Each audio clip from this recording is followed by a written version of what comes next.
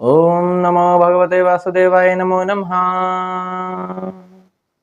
आज दूसरा अध्याय जिसमें हिरण्यकश्यप का अपनी माता और कुटुंबियों को समझाना, जब हिरण्याक्ष उसके भ्राता का वध हो जाता है।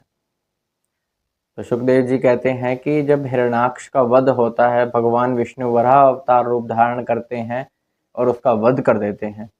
तब हिरण्यकश्यप जो कि उसके भाई हैं, इनको बड़ा दुख होता है कि मेरे भाई को विष्णु ने मार दिया, और वह क्रोधित होते हैं। बड़ी ही आग की ज्वाला होती है उनके मन में। वह विष्णु भगवान का ही वध करना चाहते हैं। वह चाहते हैं इस विष्णु का वध हो जाए, यह मर जाए और मैं इसके रुधिर से, इसके खून से अपने भाई को इसका खून अर्पण करूं और फिर मेरे हृदय को थोड़ी शांति मिले।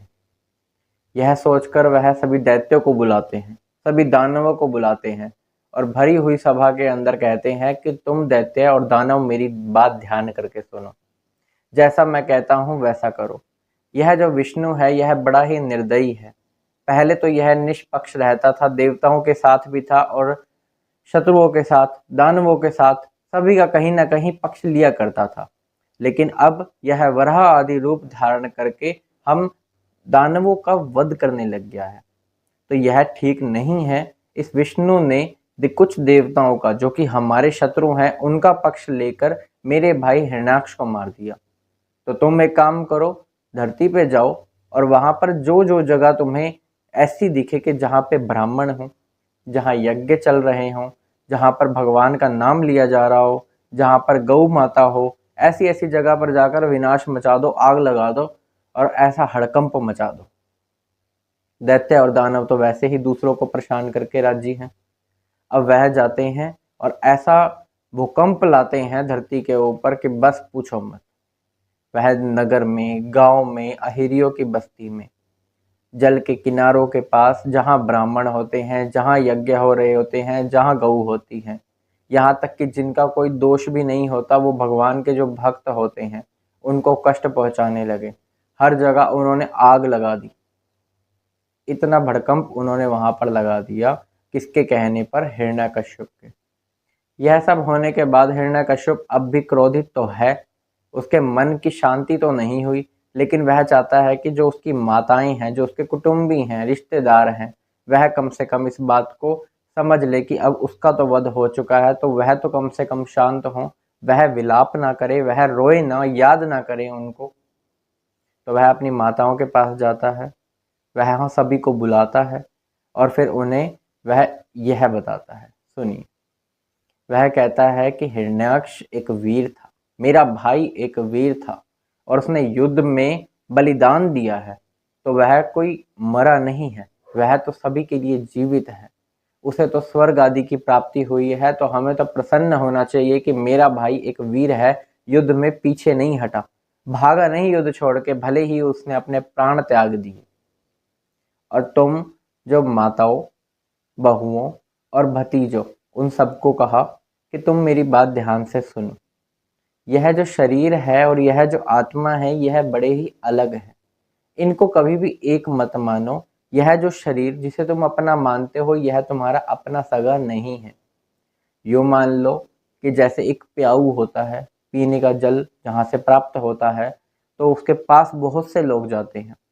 कुछ समय के लिए जैसे वो लोग मिल रहे हैं, ऐसे ही हम भी कुछ समय के लिए ही मिलते हैं और यह युगों युगों ऐसे ही बीतते रहते हैं और हम में से किसी का कोई संबंध नहीं होता।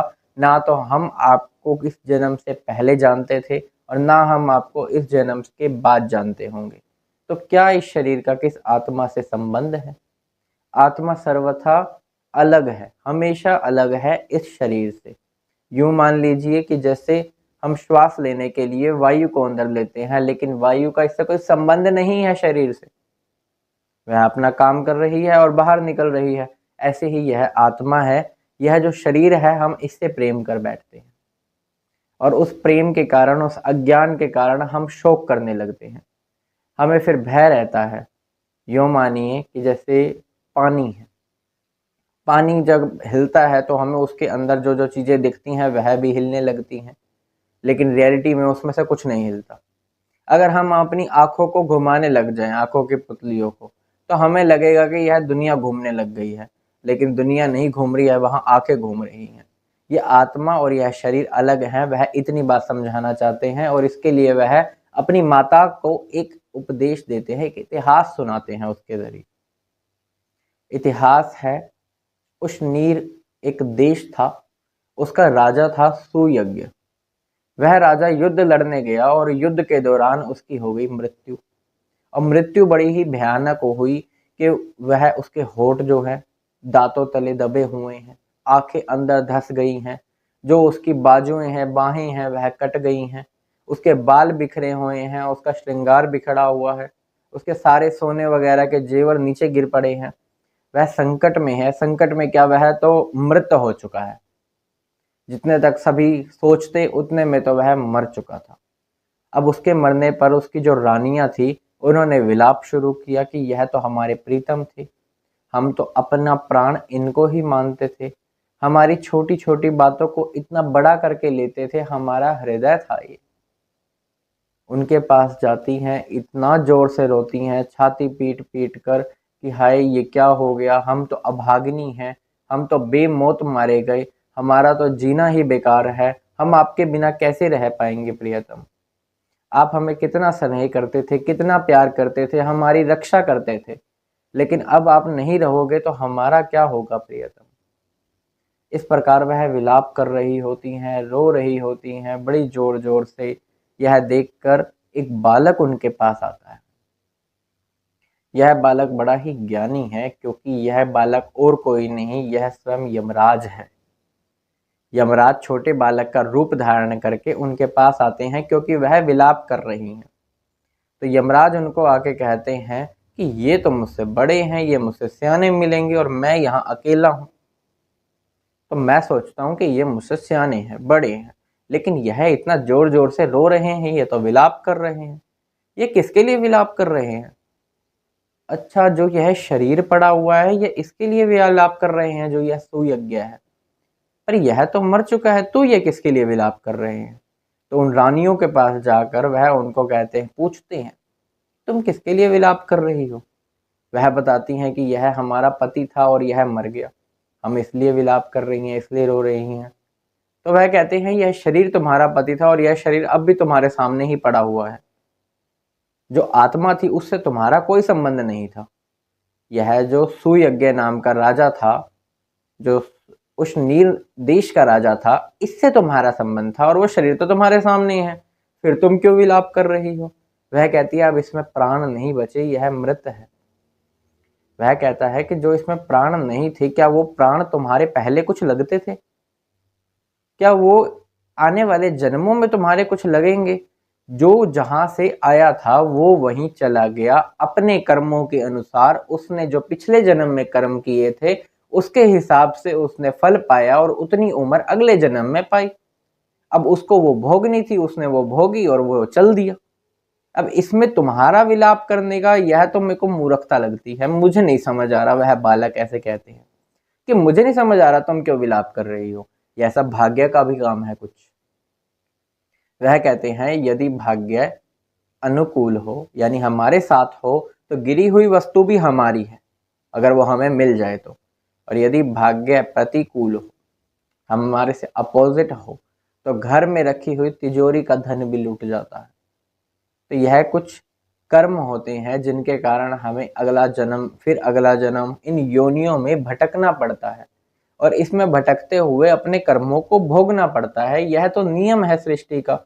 जो विधाता है वह इस सृष्टि के रचयिता है, उन्होंने ही इसका ध्यान रखा है, वही इसको रखते हैं और वही इसको बिगाड़ते हैं। उनके लिए यह एक खिलौना मात्र है और कुछ नहीं।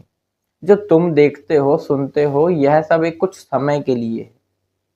जैसे मिट्टी के कण होते हैं या बालू मिट्टी के कण होते हैं, वह जब आपस में मिलते हैं पानी के बहाव से, तो कुछ समय बाद पानी के बहाव से बिछुड़ भी जाते हैं। ऐसे ही यह मनुष्य है, ऐसे ही यह जीव है, यह कुछ समय के लिए मिलते हैं और फिर बिछड़ जाते हैं। तो इसमें विलाप करना मूर्खता है और कुछ नहीं। इसके लिए वह कहते हैं कि एक बार एक बहेलिया था, जंगल में रहा करता था और उसका काम था पशु पक्षियों को मारना, यानी उसका जन्म ही इसलिए हुआ था कि वह पशु पक्षियों का काल रूप था। वह जहां भी पशु पक्षियों को देखता जाल बिछाता और मार देता। एक दिन ऐसे ही उसने एक पक्षी के जोड़े को देखा जो कि बड़ा ही सुंदर था, और उसने पकड़ने की जैसे ही कोशिश की तो जो नर पक्षी था वह तो उड़ गया, लेकिन जो मादा पक्षी थी वह वहीं पे ही थी और वह जाल में फंस गई। अब वह जो नर पक्षी था वह ऊपर बैठे हुए क्या सोचे कि हाय, मेरी तो यह जो मादा थी यह उसकी पत्नी थी, लगा लो, यह तो मर जाएगी जाल में फंसी हुई, और मैं इसके बिना जी के क्या करूँगा। जो हमारे बच्चे हैं वह तो घोंसले में हमारा इंतज़ार करते होंगे, उनको स्नेह कौन देगा, उनका पालन पोषण कौन करेगा, मैं तो इसके बिना जीवित ही नहीं रह पाऊंगा। वो भी विलाप करने लगा, रोने लगा, बिलखने लगा। उसको रोते हुए इतना भी होश नहीं रहा कि वह कहाँ है, क्या कर रहा है।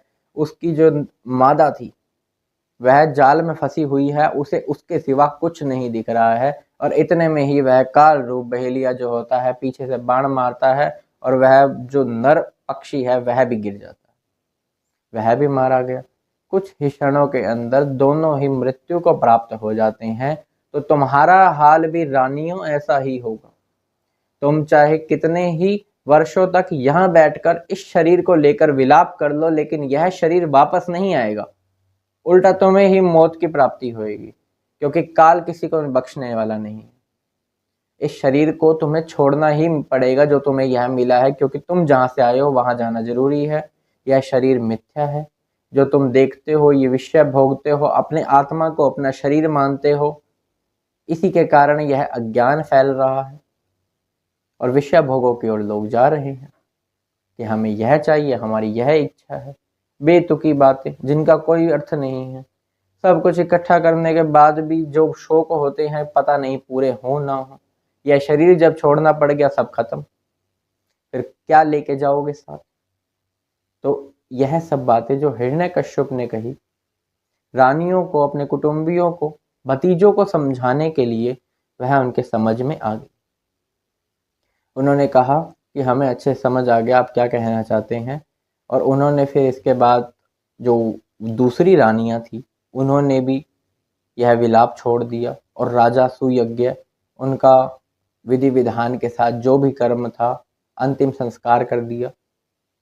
वो बहेलिये की कहानी, यमराज जो बालक था वह बड़ा ही बुद्धिमान था, सभी देखकर उसको चौंक गए कि यह बालक है और इतनी बुद्धिमता की बातें कैसे कर रहा है।